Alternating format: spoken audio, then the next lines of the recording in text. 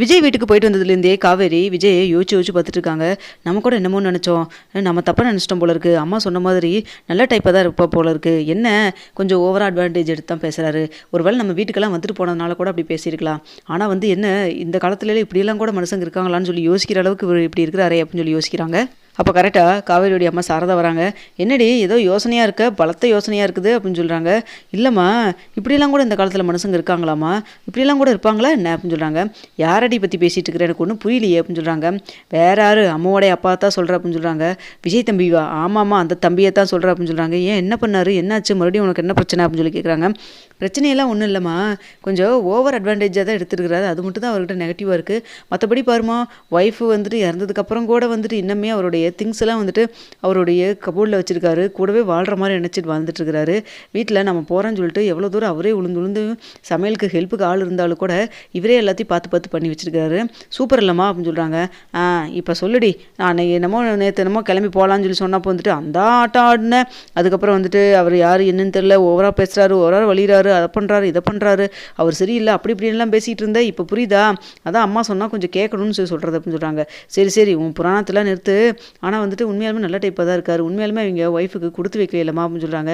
ஆமாண்டி, அவன் ஒய்ஃபுக்கு கொடுத்து வைக்கல தாண்டி அப்படிங்கிற மாதிரி சாரதா ஒரு மாதிரி சோகமாக சொல்கிறாங்க. ஏமா அதுக்கேம்மா நீ என்னமோ இவ்வளோ சோகமாக இருக்க அப்படின்னு சொல்கிறாங்க. அப்படி இல்லை, அந்த அம்மாவும் அந்த தம்பியும் பார்த்தா ரொம்ப பாவமாக இருக்குல்ல அப்படின்னு சொல்லி பேசிகிட்டு இருக்கிறாங்க. இல்லைம்மா, பாவமாக இருக்கிறதுங்கிறத விட அவங்க இது மாதிரி சூழ்நிலைக்கு எவ்வளோ தூரம் ஆளாயிருக்காங்க பாருங்க அப்படின்னு சொல்லி பேசிட்டு இருக்கிறாங்க. சீக்கிரமாக அந்த பையனுக்கும் இன்னொரு கல்யாணம் நடக்கும்னு நினைக்கிறேன் அப்படின்னு சொல்கிறாங்க. ஏமா இன்னமும் அவங்க வீட்டில் இன்னொரு கல்யாணம் அவருக்கு பண்ணுறதை பற்றி யோசிக்காமல் இருக்காங்க அப்படின்னு சொல்கிறாங்க. அதெல்லாம் யோசிக்கவும் செஞ்சாங்க, பொண்ணு பார்க்கவும் செஞ்சாங்க. ஆனால் இந்த தம்பி தான் அந்த பொண்ணை மட்டும்தான் லைஃப்பில் நினச்சிட்டே அந்த பொண்ணுக்கு பேரை வச்சு அப்படியே வாழ்ந்துட்டுருக்காரு அப்படின்னு சொல்கிறாங்க. என்னம்மா சொல்கிறா? அப்போ அவங்களுடைய ஒய்ஃப் பேரும் காவேரியா அப்படின்னு சொல்கிறப்போ ஆமாம்மா அப்படின்னு சொல்கிறாங்க. என்னடா கொடுமையாக இருக்குது, என் பேரும் காவேரியாக இருக்குது, அந்த குழந்தையோட பேரும் காவேரியாக இருக்குன்னு பார்த்தா அவங்க கல்யாணம் பண்ண ஒய்ஃப் பேரும் காவேரியா? நல்லா இருக்குது போங்க அப்படின்னு சொல்லி பேசிட்டு இருக்கிறாங்க. சரி, இப்படியே உட்காந்து பேசிட்டே இருக்க வேண்டியதான், நான் போய் தூங்க போகிறேன், நாளை காலையில் ஸ்கூலுக்கு போகணும்ல அப்படின்னு சொல்லி போய் படுத்து தூங்க போயிடுறாங்க. அப்போ சாரதா யோசிக்கிறாங்க, உனக்கு எப்போ ஞாபகம் எப்போ மாப்பிள்ளையோட சேர்ந்து வாழ போகிறேன்னு தெரியல. ஆனால் மாப்பிள்ளை துடியாக துடிச்சிட்டு இருக்காரு கூட வாழ்கிறதுக்கு. அது மட்டும் இல்லாமல் அம்மா பாவம் அம்மா இல்லைன்னு சொல்லிட்டு கஷ்டப்பட்டுட்டு இருக்கா. எப்போ அந்த குடும்பத்துக்கு போய் ஒன்றா சேர்ந்து வாழ போறியே தெரியல அப்படின்னு சொல்லிட்டு இங்கே சாரதா யோசிச்சுட்டு இருக்காங்க. அடுத்த நாள் காலையில் ஸ்கூலுக்கு காவேரி கிளம்பி போனதுக்கப்புறம் இங்கே கங்காவுக்கு கால் பண்ணுறாங்க. கால் பண்ணிவிட்டு நடந்த விஷயத்தெல்லாம் சொல்கிறாங்க. இப்படி அங்கே போயிட்டு வந்ததுக்கப்புறம் அந்த தம்பியை அவளுக்கு பிடிச்ச மாதிரி பேசுகிறாடி அப்படின்னு சொல்கிறாங்க. அப்புறம் என்னம்மா, அப்படியே ஒரு 2 தடவை 3 தடவை அவங்க வீட்டுக்கு போயிட்டு வந்தீங்கன்னு வச்சுக்கோங்க, எப்போ இருந்தாலும் விஜயை பிடிச்சிரும். புதுசாக பிடிக்க போகுது, ஆல்ரெடி பிடிச்ச மனசு தானே அப்படின்னு சொல்லிட்டு இருக்கிறாங்க. அதுக்கு ஆமாம்மா, மறுபடியும் அப்படியே பேச்சு கொடுத்து அப்படியே அவரை கல்யாணம் பண்ணிக்கோ அப்படிங்கிற மாதிரி சொல்லி எப்படியாவது மறுபடியும் கூட கல்யாணம் பண்ணிக்கோங்கம்மா, கல்யாணம் பண்ணி வச்சிடலாமா, அவளுக்கு ஞாபகம் வந்தா என்ன வராட்டி இருந்தா என்ன அப்படின்னு சொல்கிறாங்க. அதுவும் கரெக்டு தான். ஆனால் அதுக்கு இவ்வளோ ஒத்துக்குவாளா? இவதான் கல்யாண பேச்சு எடுத்தாலே அந்த கற்றுக்கத்துறாளே அப்படின்னு சொல்கிறாங்க. அம்மா காலம் பதில் சொல்லுமா, நீ 2-3 தடவை விஜய்க்கு வீட்டுக்கு கூட்டிகிட்டு போமா, அது மட்டும் இல்லாமல் விஜய்கிட்ட இது மாதிரி அவள் சொன்னாங்கிறதெல்லாம் சொல்லு, அதுக்கப்புறம் அவரே பார்த்துக்குப்பாரு அப்படின்னு சொல்கிறாங்க. அதுவும் கரெக்டு தாண்டி அப்படின்னு சொல்லி பேசிட்டு ஃபோனை வைக்கிறாங்க. அப்போ கரெக்டாக விஜயும் கால் பண்ணுறாரு. கால் பண்ணா, தம்பி ஃப்ரீயாக இருந்தால் வீடு வரைக்கும் வரீங்களாங்க அப்படின்னு சொல்கிறாங்க. கண்டிப்பாங்க இப்போ தான் குழந்தைய ஸ்கூலில் விட வந்தேன், அதான் சரி நேற்று இங்கே வந்துட்டு போனீங்களா, காவேரி எதாவது சொன்னாலா அப்படின்னு சொல்லிட்டு பேசலாம் தான் கூப்பிட்டேன் அப்படின்னு சொல்கிறாங்க. அதை பற்றி தான் தம்பி நானும் உங்கள்கிட்ட பேசணும் வாங்க அப்படின்னு சொல்கிறாங்க. அதான் இப்போ காவேரி அங்கே இல்லைங்க, அப்புறம் எதுக்கு நீ தம்பிக்கிறீங்க, மாப்பிள்ளைன்னு கூப்பிடுங்க அப்படின்னு சொல்கிறாங்க. சரிங்க மாப்பிள்ளை வாங்க வாங்க அப்படின்னு சொல்லிட்டு இருக்கிறாங்க. அடுத்த வீட்டுக்கு வராங்க. வந்தனே இப்படி நேற்று அங்கே வந்தோம்ல, அவளுக்கு அதே யோசனையாக தான் இருந்திருக்கு. இப்படியெல்லாம் கூட இந்த காலத்தில் மனுஷங்க இருக்காங்களா, அவள் ஒய்ஃபையை நினச்சி வாழ்ந்துட்டு இருக்கிறாரே அப்படி இப்படின்னு சொல்லிட்டு உங்களை பற்றி தான் கொஞ்சம் ஆகோன்னு பேசிகிட்டு இருந்தா அப்படின்னு சொல்கிறாங்க. என்ன சொல்கிறீங்க அப்படின்னு சொல்லி கேட்குறப்போ, ஆமாங்க தம்பி, ஆமாங்க மாப்பிள்ள, உங்களை பற்றி அவளுக்கு நான் ஒரு நல்ல ஒப்பீனியன் இப்போ தான் வர ஆரம்பிச்சிருக்குது.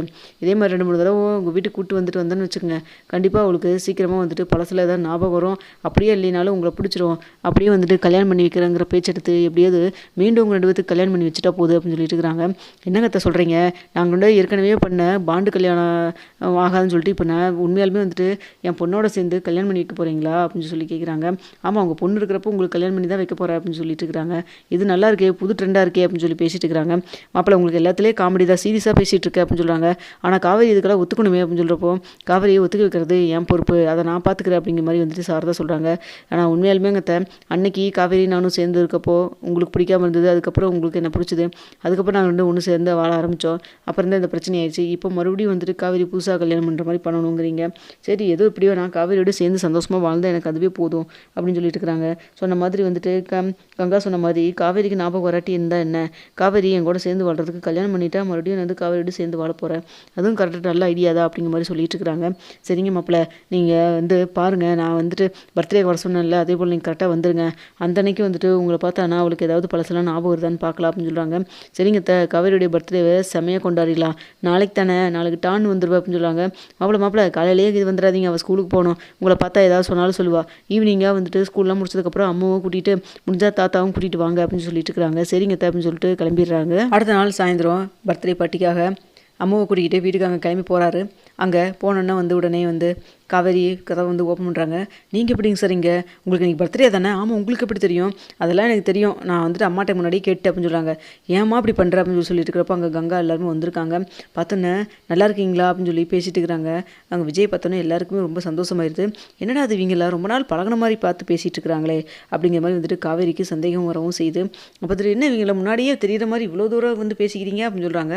அப்படி இல்லடி, அம்மா ஃபோனில் சொல்லியிருக்காங்க அதான் அப்படின்னு சொல்கிறாங்க. ஏம்மா எதையும் விட்டு வைக்கிறதில்ல, இங்கே இருக்கிறது அங்கே இருக்கிறது இங்கே சொல்கிறதா உனக்கு வேலையாக போச்சு அப்படின்னு சொல்லிட்டு இருக்கிறாங்க. அதுக்கு இல்லடி அப்படின்னு சொல்கிறப்போ உடனே அம்மா இருந்துட்டு, மிஸ் டைம் ஆச்சு மிஸ், நம்ம கேக் கட் பண்ணலாம், நான் கேக் சாப்பிட்றக்காக வந்திருக்கேன், எனக்கு கேக்னா ரொம்ப பிடிக்கும் அப்படின்னு சொல்லிட்டு இருக்காங்க. சரி சரி சரி சரி அப்படின்னு இருக்காங்க. அப்போ அம்முகிட்ட அந்த கங்காவுடைய பொண்ணையும் இன்ட்ரடியூஸ் பண்ணுறாங்க. கங்காவுடைய பொண்ணும் அம்மாவும் வந்துட்டு ரொம்ப சந்தோஷமாக சேர்ந்து விளையாண்டுட்டு இருக்காங்க. இதை பார்த்துட்டு இருக்கிற சாரதா கங்காட்ட சொல்கிறாங்க, 2 பேரும் அக்கா தங்கச்சிங்கிறது இன்னும் ஒன்றுமே தெரியல, எப்போ தான் இதெல்லாம் தெரிஞ்சு உண்மையாக வந்து சந்தோஷமாக இருக்க போகிறாங்கன்னு தெரியல அப்படின்னு சொல்கிறாங்க. அம்மா அதெல்லாம் கூடிய சீக்கிரம் நடக்கும், நீ கொஞ்சம் அமைதியாக இருமா அப்படின்னு சொல்லி பேசிட்டு இருக்கிறாங்க. அடுத்து வந்து காவேரியும் கேக் கட் பண்ணுறாங்க. கட் பண்ணதுக்கப்புறம் எல்லாரும் வந்துட்டு சின்ன சின்னதாக கிஃப்ட்லாம் கொடுத்துட்ருக்காங்க. அப்போ அம்மா இருந்துட்டு, மிஸ் இந்தாங்க மிஸ் உங்களுக்கு கிஃப்ட் அப்படின்னு சொல்கிறாங்க. எனக்கு கிஃப்ட் நீ வாங்கிட்டு வந்தியா அப்படின்னு சொல்கிறாங்க. நான் வாங்கிட்டு வந்தேன், நான் இல்லை அப்பா உங்களுக்காக வாங்கினாங்க அப்படிங்கிறாங்க. அதை பார்த்து வந்துட்டு இது என்ன காஸ்ட்லியாக இருக்கும் போல இருக்கே அப்படின்னு சொல்லுவாங்க. இதை பார்த்துருக்க விஜய் வந்துட்டு, அதை பற்றிலாம் நீங்கள் எதுக்குங்க யோசிக்கிறீங்க, நீங்கள் அம்மாவோடைய மிஸ்ஸு, அது அம்முக்கு பிடிச்ச மிஸ்ஸு, அது எப்படி சும்மா வர முடியுமா அப்படின்னு சொல்லிட்டு இருக்கிறாங்க. ஓப்பன் பண்ணி பார்த்தோன்னா அது $100 போட்டு செயின் இருக்குது.